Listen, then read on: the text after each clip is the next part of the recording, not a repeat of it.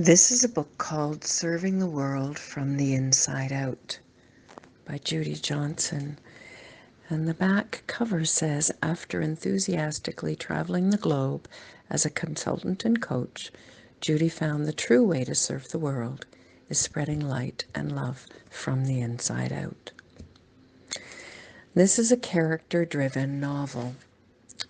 As the events of the book act upon our character to shape her in an interesting way.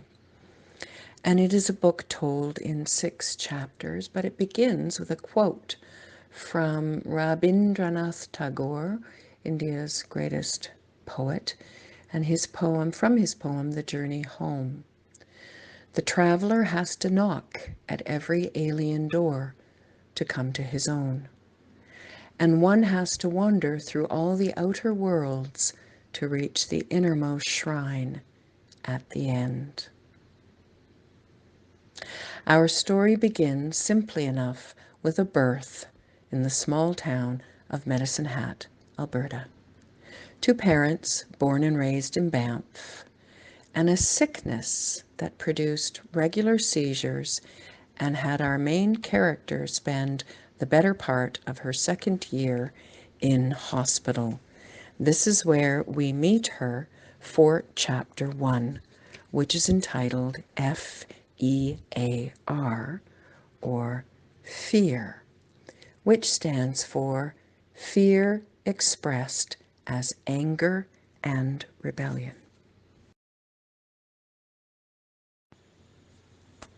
She was trapped behind bars, and she saw beeping, whirring machines like robots surrounding her. And there was no one around to protect her or to take care of her, so she jumped and jumped and jumped and jumped until she jumped out of her crib.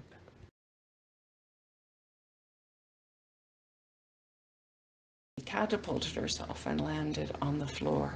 Hard floor, tile, ugly green, hospital, and cracked her chin open. And as the story goes, they flew in immediately, the best plastic surgeon from Edmonton, which was so far away, to fix her up because of a fear of litigation. Because in fact, this young child had been left alone in the intensive care unit, which was very unusual.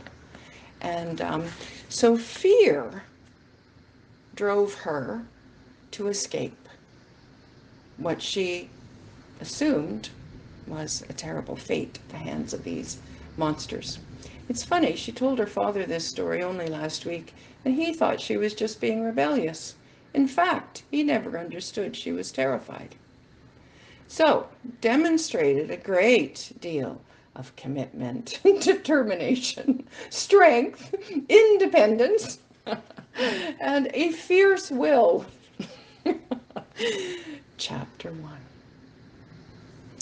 Chapter 1 turns now to Chapter 2, which is called F-E-E-L, Feel, which really stands for feeling empathy for every living being. I heard Ryan Reynolds interviewed the other day, and he said as a teenager, he was like an antenna with skin. Maybe most teenagers are, but this one definitely was as a teenager. So Chapter 2, Feel, was the awakening to a bigger world. A chapter where our character traveled around the world to live in a place called Indonesia at 17, left home for a year with the Canada World Youth Program, spent 6 months with the Stolo Nation people of British Columbia in the Chilliwack Valley. Lived on a reserve with a Stolo Nation family and worked at the Friendship Center there as her volunteer work commitment for 6 months. So exposed to a world that she had only seen on the 8th Avenue Mall in downtown Calgary, which is a world of Native people who were scary, pretty scary, because they were mostly living on the street and drunk. So she went and lived inside, completely opened her world and her mind to the beauty of our First Nations people in Canada. But then she went to live in Indonesia for 6 months there in a little village in what's called Sumatra Barat, West Sumatra, with the Minangkabau people. And this is one of the few matrilineal societies left in the world. So women owned everything. Women were the economic heads of the community, and our character lived in a family there for 6 months with a group in others scattered throughout the community, the village, living with others. And in that time worked physical labor, moving rocks out of the river, building a bridge. But the purpose was to integrate, was to understand another way of living, to be close to people, and lived in a house on stilts, a wooden house on stilts to protect the inhabitants from the wild boars that went racing through every night in the dark. And so going to bed at night would hear the rummaging and the rustling of the wild boars underneath, searching for food. The family, two main characters, Ibu, which is mother, and Etek, which is auntie. So mother and auntie ruled the house. And living in this place, our character discovered, a whole new world, no electricity, a very, very tight social network where the village was as big as this house. So to walk down the street and across the street, well, the little path and over the path and up the other path and meet all the same people day after day after day for 6 months, and have people say to you, Mau Kamana, where do you want to go? Where do you want to go? And you only saw them 2 minutes ago down the other path, but they're asking. So the closeness, the inclusiveness, the in your businessness was all pretty new and extremely uncomfortable. But when she left this village after 6 months, something had changed in her. And the telling moment was when she said goodbye to her family. Ibu Etek, the husband, whatever his name was, no one knew because the men weren't really that important in this village. But we definitely knew the mother and the auntie and all the kids. Slept on the floor and gave this young 17-year-old white-bodied Canadian the only bed to sleep with her Indonesian counterpart, Titi, who was a very rich, well-to-do young Javanese girl. So we were paired at the hip for a year, Titi and I. Titi thought it was quite normal for these people to sleep on the floor because they were rural, poor people, and she was from a very wealthy background. And our young character, found it extremely uncomfortable to be sleeping on the bed with the family next to me on the floor. Of course, we were all in the same room. But when leaving, having to say goodbye to Etek, who was really the one that this one had bonded with, Etek was crying. I had never seen this woman cry. She was crying, and she said to me, and I was crying. I was very shaken by this. Well, it was a big event. It was a painful and difficult time, excruciatingly constraining, but opening in another way. And Etek was crying and looked at our young character and said, "You will never come back." And that's when our character realized that what had been an amazing life experience for a young Canadian girl was actually the life of this woman. A penny dropping moment in terms of feeling empathy for living beings. Trundled back to her middle class family, and immediately rejected them all, which takes us to chapter 3, which is called feo, which is in Spanish the word that means ugly. But this chapter also has another title, which is front. Ugly because, well, although the best chapter, the middle chapter, one of the best chapters in this book for our main character, it had some ugliness in it. So F-E-O, feo, represents fighting everything externally, or outwardly. Fighting everything outwardly, feo.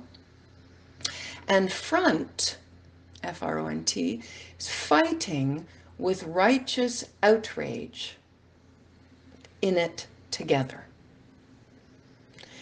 So our main character finds herself in Latin America for about a decade, through the Reagan 80s, working in Costa Rica, Nicaragua, Guatemala, Bolivia, Peru, learning Spanish by singing revolutionary songs, like the one you heard at the end of the meditation by Silvio Rodriguez, a Cubano who's a huge part of the Latin American new music movement, new song movement. So this, our main character jumped right into Latin America, fell in love with Latin America, fell in love in Latin America, and joined the revolution. Protested with the mothers, the grandmothers in the Plaza del Mayo in Argentina, went to Guatemala to stand with the grandmothers, las abuelas, in front of the National Guard. This is the time of the dirty war in Argentina, where anyone who opposed the military junta that ruled the country were put in burlap sack bags and dropped from helicopters off the coast in the ocean. This is a time when the children of those who were fighting against the military junta were taken away and given to the military families who could not conceive of children. Pinochet's Chile. This is the time of the great dictators in Latin America, and Ronald Reagan in North America and Margaret Thatcher funding the Contras to fight all of the movements, all of the people's movements in Latin America. So this, our character finds herself completely in tune with the revolution. The mixture of romantic songs, the vibrancy of the spirit, unlike the shadow figures of Indonesia, of Asia, where everything is hidden, you know, the Latino expression of everything outwardly seemed to fit our main character much better. So she traveled to Nicaragua and she lived in a village there for some time in a program called Witness for Peace. And that program, based on the assumption that a white body, if present in a village, would not be bombed. So lived in a village simply because the white body would provide protection for the campesinos who lived there. This is the 80s. Probably would provide no protection today and would be taken immediately as a hostage in a kidnapping for money or ransom. But in the 80s, it was a pretty powerful potency to have a white body in Latin America. So spending the nights listening to the sounds of machine gun fire, of bombs dropping, and with the villagers able to identify very quickly what kind of weapon was being used. Was that American? Was that the Sandinistas? Was that the local government fighting against the Sandinistas, and being able to identify the sounds of all those weapons? Standing in front of the National Guard with Las Abuelas, the grandmothers all over Latin America are the old women who stand in front of the presidential palaces where the juntas, the military, and the dictators live and reign. And they have posters the size of our angel picture over here, posters that are almost as big as the women, on big, huge sticks. And the posters are black and white portraits of their loved ones, the men who have been killed by the military juntas. Fathers, sons, brothers, nephews, and they stand every Thursday. Is the chosen day. Every Thursday they stand with the pictures of their lost loved ones, in protest, in an attempt to make the people who pass by the downtown streets not ignore, but remember that this has happened, that people have been removed and killed randomly because in some way they had said something to support the local livelihood of the campesinos, the villagers, the peasants, the grassroots people living in the country. And placing her body in front of the National Guard with their rifles drawn anytime the grandmothers approached a little too close to the front doors of the National Palace. And in one instance, the guards, right within inches of her chest, rifles, pointed to get her out of the way. But no shooting, and pretty confident that she wouldn't be shot. And, love and support from the grandmothers, knowing if any of them had done it, they would have been arrested or possibly shot. So it was a time of anger, a time of revolution, but a time of great togetherness because the movements were solidarity movements. They were grassroots movements. It was the time of Paulo Freire's work, a Brazilian literacy movement and adult educator, popular education, popular theater, liberation theology, all of the movements of the people that were grassroots based, that were based on a realization of their right to have a livelihood, their right to live, their right not to be shot by those that had wealth and power. So it was a time of political awakening. It was a time of great friends. It was a time of singing. It was a time of love. It was a time of revolution, but it was a very angry time. So the title, Fail, a little bit ugly, the anger, but fighting everything outwardly. This chapter ends and we move to chapter 4, which is called Role, R-O-L-E. And this stands for Real Oppression Lives Everywhere. So our main character moved back to Canada and met a Debbie Castle.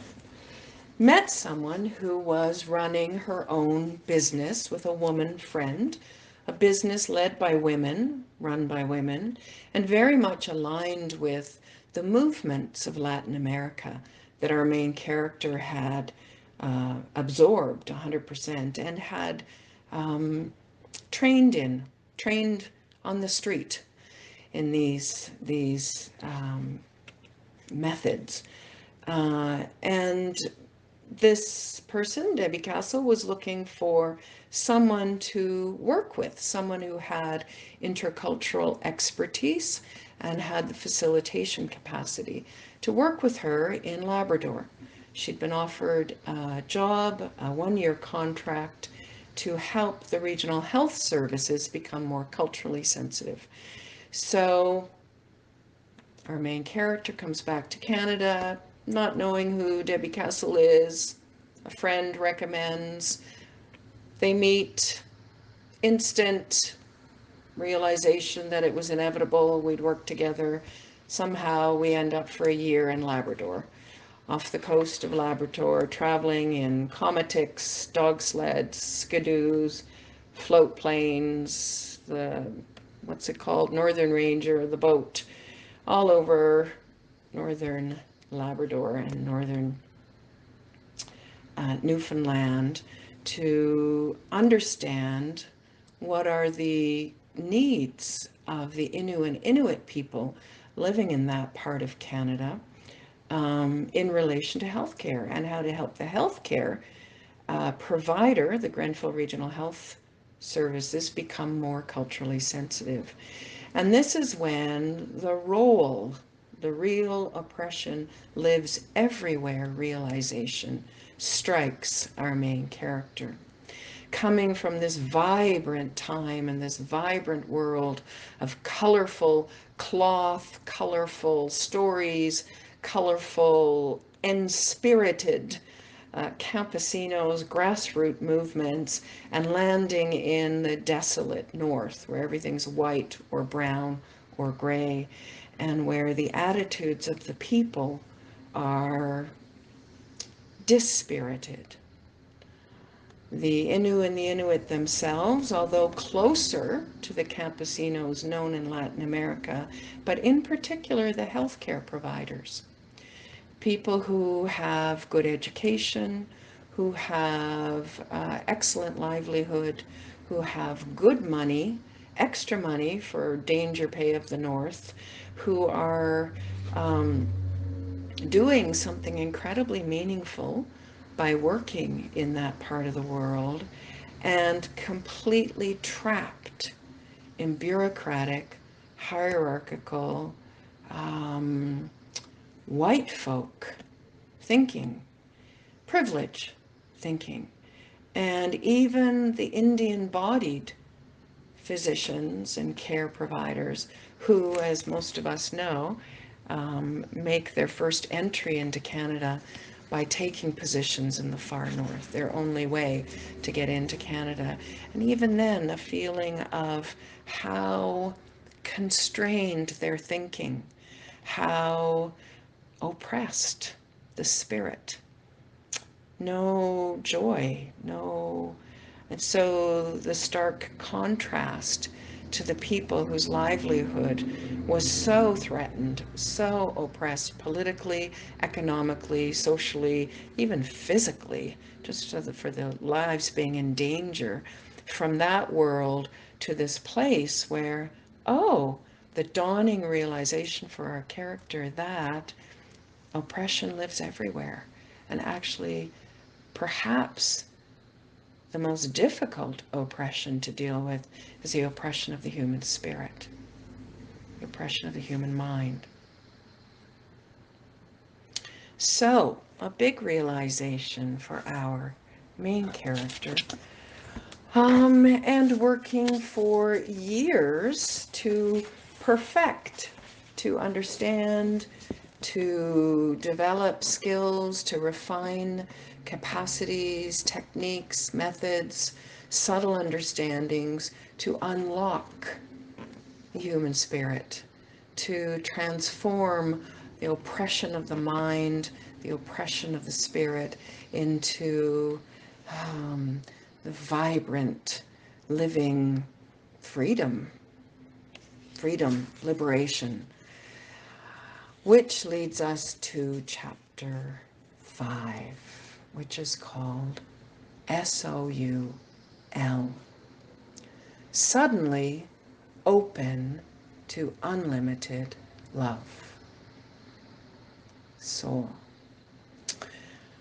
Our main character finds herself on a beach in Mexico, on a business conference, not one she wanted to attend, one she couldn't understand why she was at.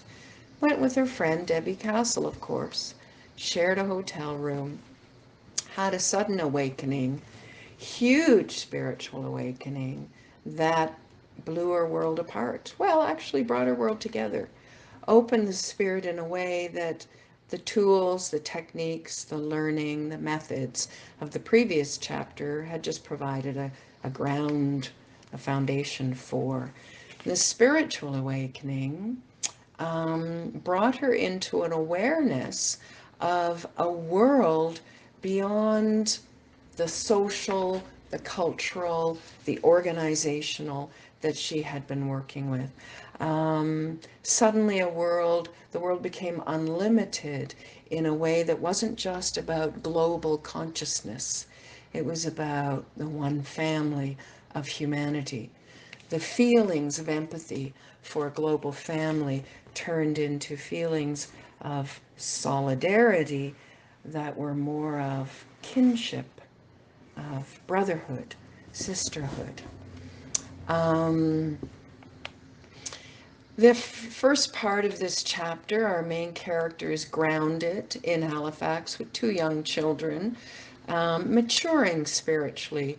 Gratefully, in retrospect, she wasn't allowed to travel for the first 11 years of her spiritual awakening, or she would have been probably, I don't know, somewhat untamed, somewhat all over the place. Probably better she had a little bit of maturing time before she traveled.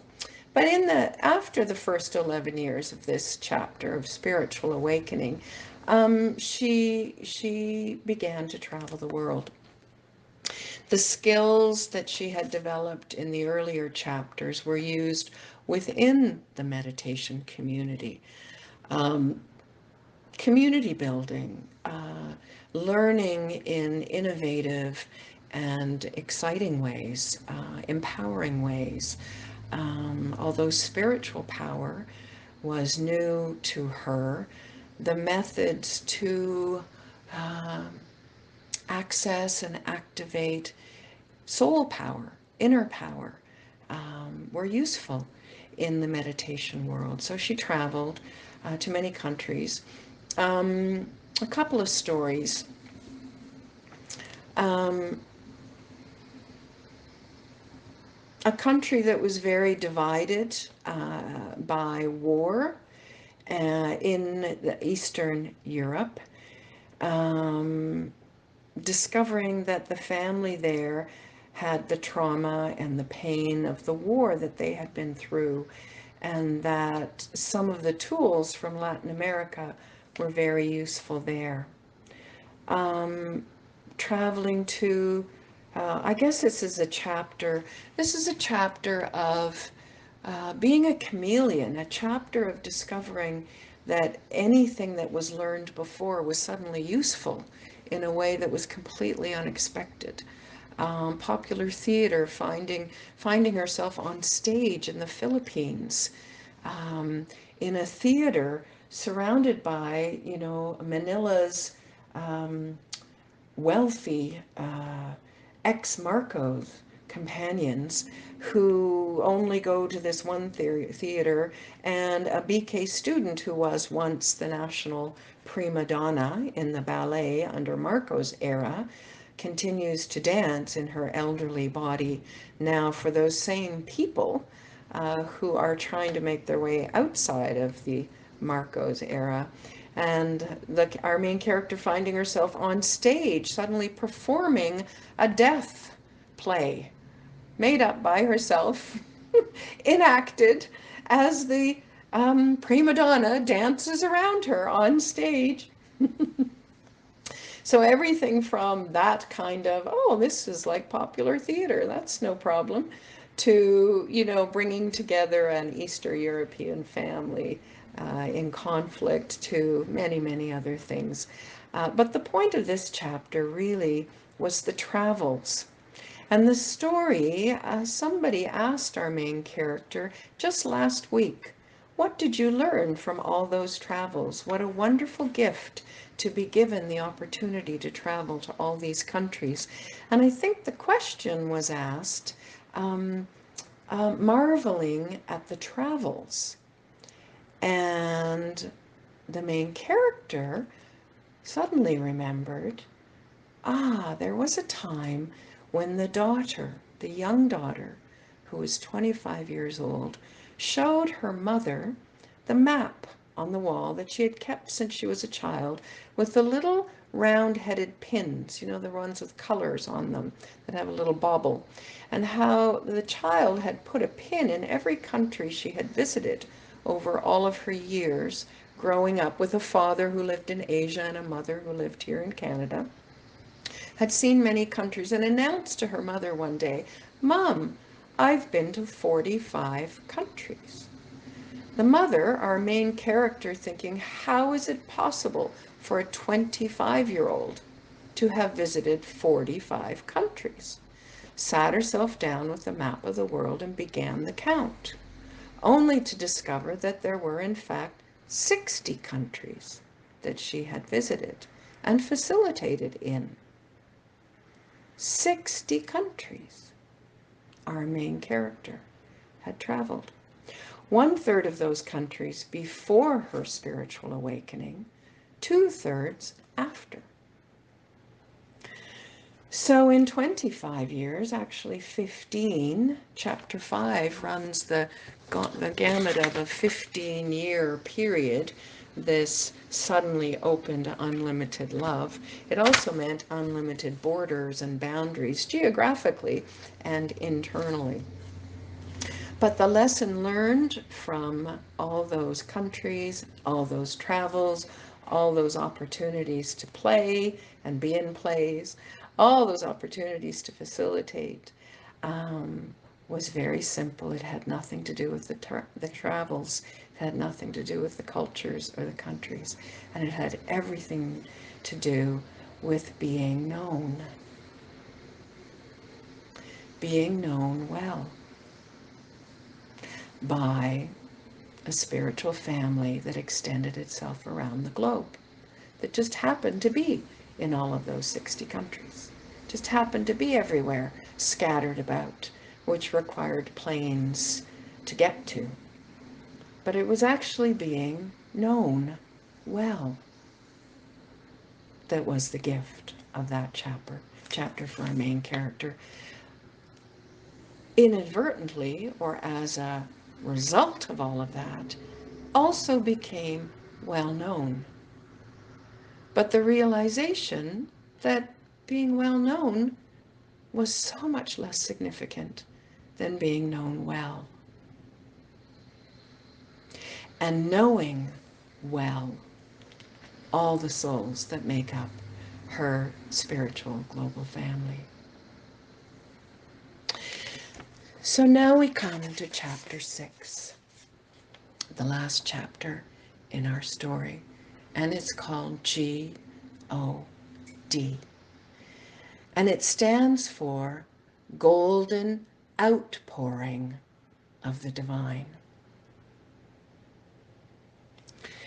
So in the final chapter, the Golden Outpouring of the Divine, our main character comes to the realization, after a period of lockdown, comes to the realization that all the skills, all the talents, all the experiences, all of the languages, all of the travels, all of the everything that had gone before was in service to one main aim.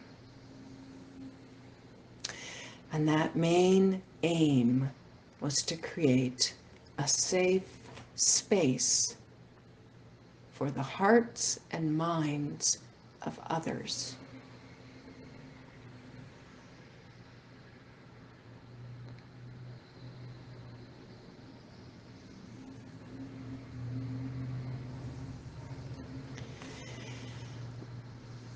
And especially to create a safe space for this one's heart and mind.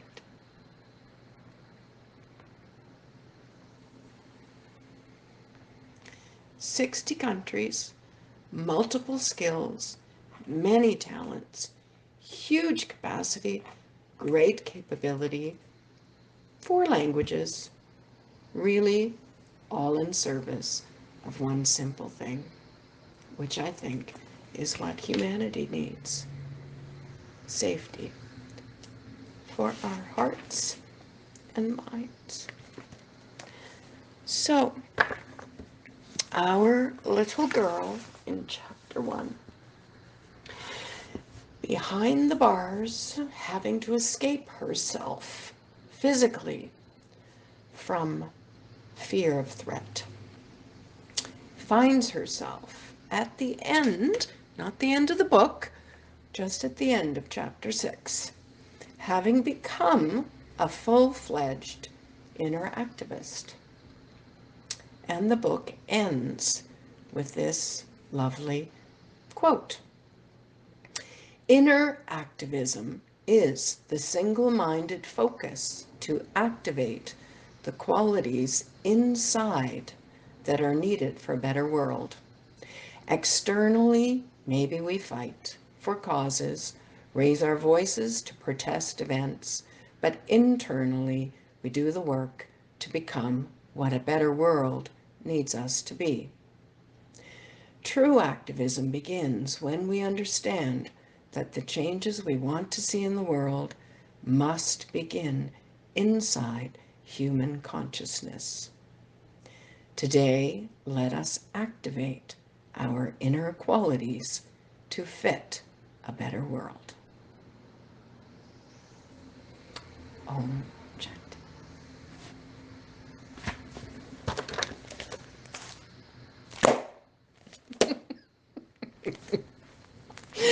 Who knew she was going to cry at the end? She didn't know that. Bit of a surprise. So, there you have it. Serving the world from the inside out. Discovery being, it's really just the inside that changed, because we're always serving from the inside out. It's just whether it's fear that's driving our service or whether it's unlimited love. And especially godly love, divine love.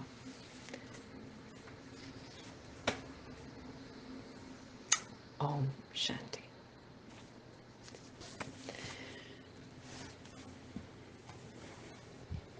Facilitator, so you don't have to.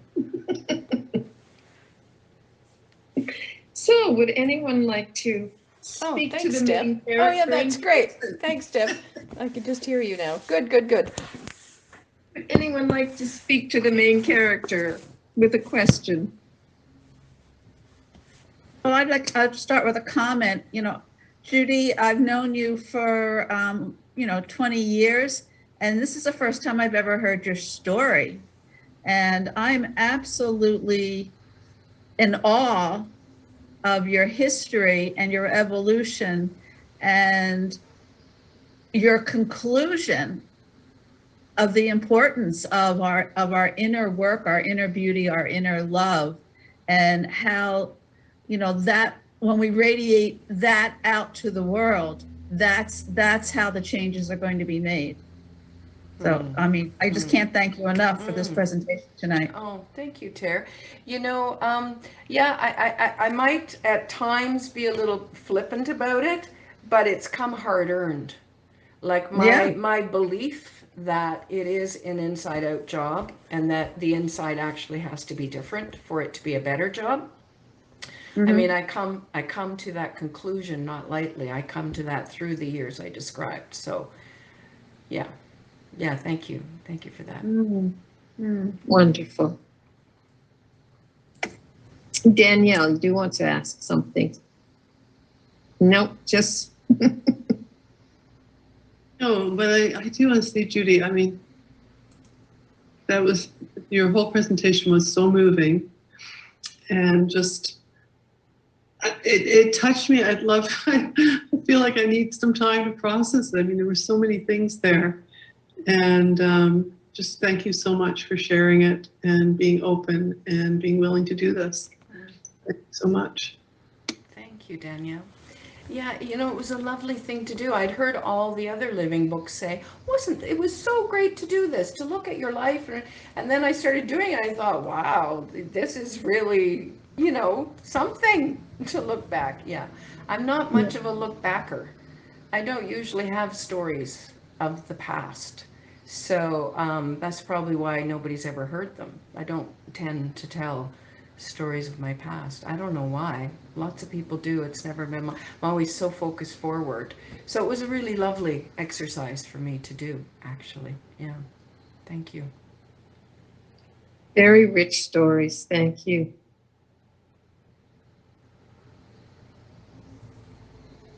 Other comments and questions for our Judy? Sharon. Hey, yes, you knew I was talking. I just hadn't unlocked the double mute. So thank you, Dee. That was beautiful, and I'm a grateful recipient of that huge energy. If I could say that, modus operandi of unlocking the spirit. So yeah, I'm very grateful for that safe space. I feel very happy and safe in, and spirit unlocking day to day. Thank you. Oh, lovely, Sharon. Thank you. Yeah, Thank you. I think we all experienced that with you, Judy. It is such a liberating feeling for all of us to be part of the family of the Halifax BKs. Yeah. So I just wanted to also thank you, Debbie, because I didn't know what an integral part you had played right from the beginning in this evolution of the gift of Judy to all of us, and the gift of you, that you've been so inspirational and magnanimous to us all these years. So it's been a great journey, hasn't it, Judy? You awakened some things in me as well. So thank you, Terry. Yeah. Yeah, amazing times.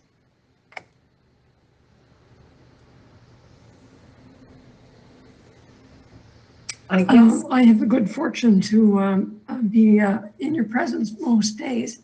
But I wonder, besides oppression existing everywhere, if there are other common themes you saw around the world.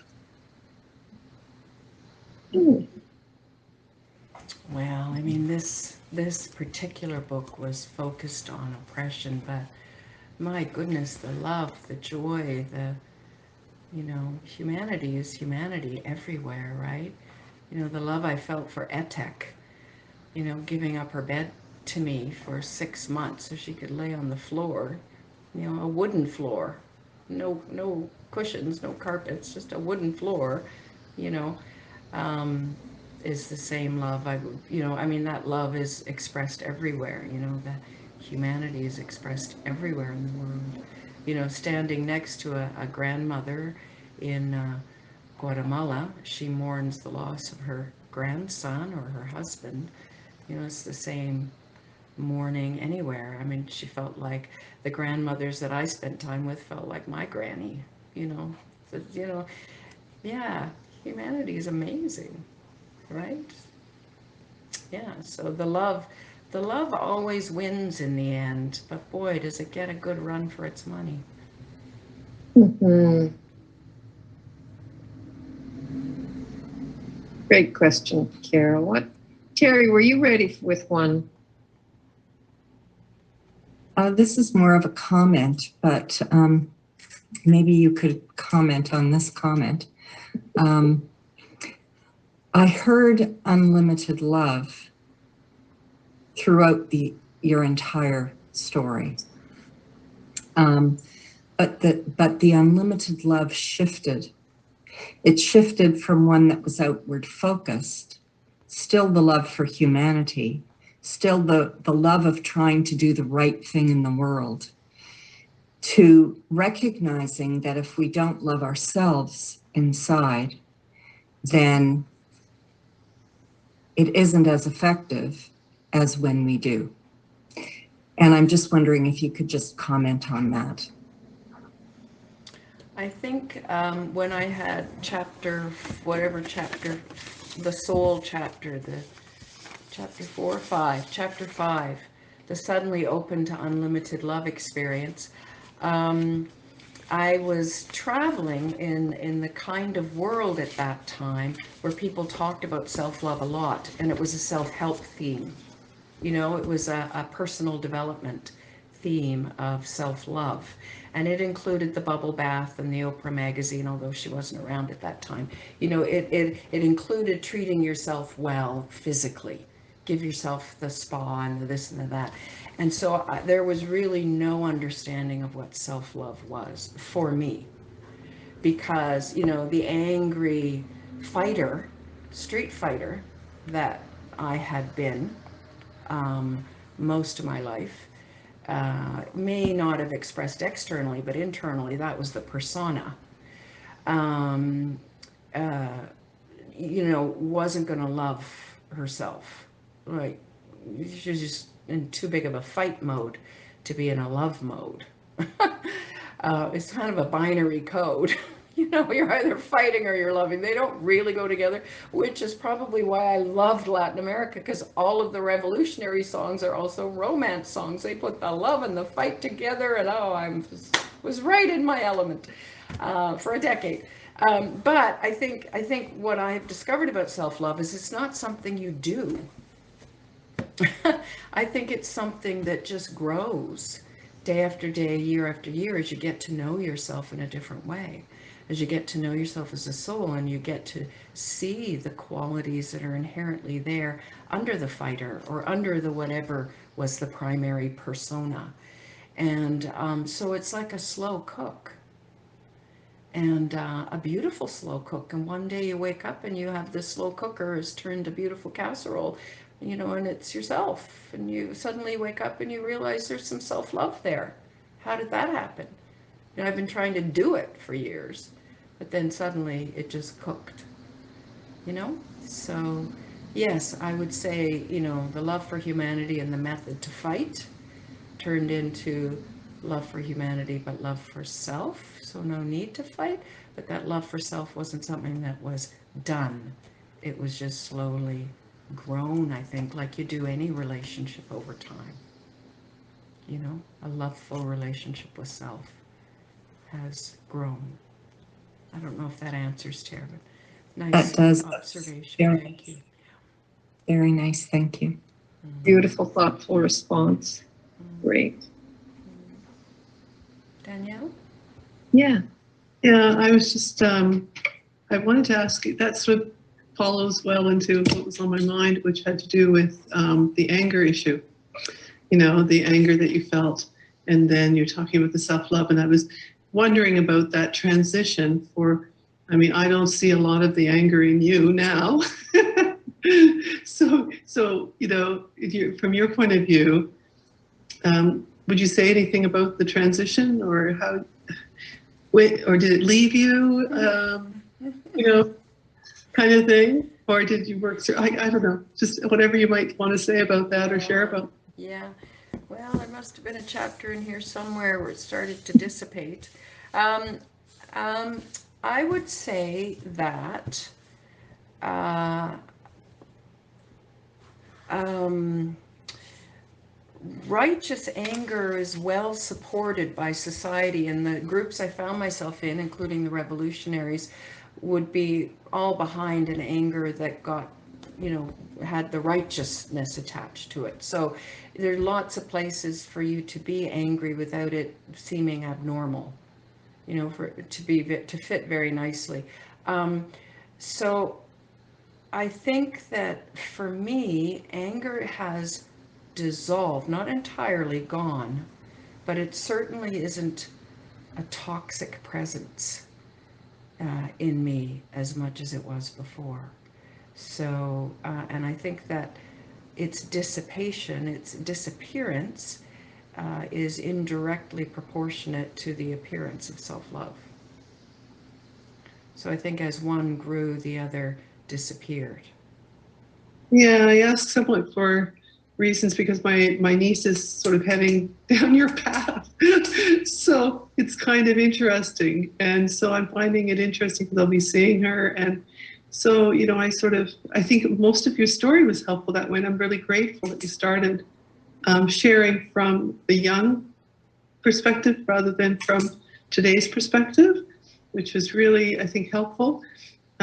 So that's part of what the reason why I asked that is sort of how did that conversion happen to, or maybe it's a question of what was the anger about, you know, in fact. you know. No, I think, from the old soul perspective, there'd be so many things to be angry about you wouldn't want to itemize. I think it's just a question of, like, discovering that, in fact, anger is just, like it said here, fear expressed as anger and rebellion. So underneath the anger was a great deal of fear, like right from the beginning of this birth. But then as the fear was faced, more and more the fear was seen for what it was and faced, more inner power to be able to face the amount of fear that was there, then discovering that, oh, anger is actually just a cloak for sadness, right?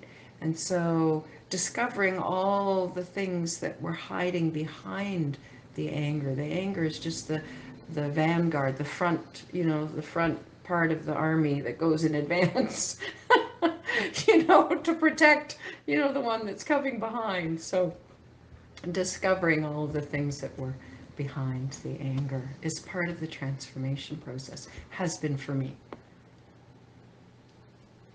Thank you, that's helpful. Yeah, very good. Well,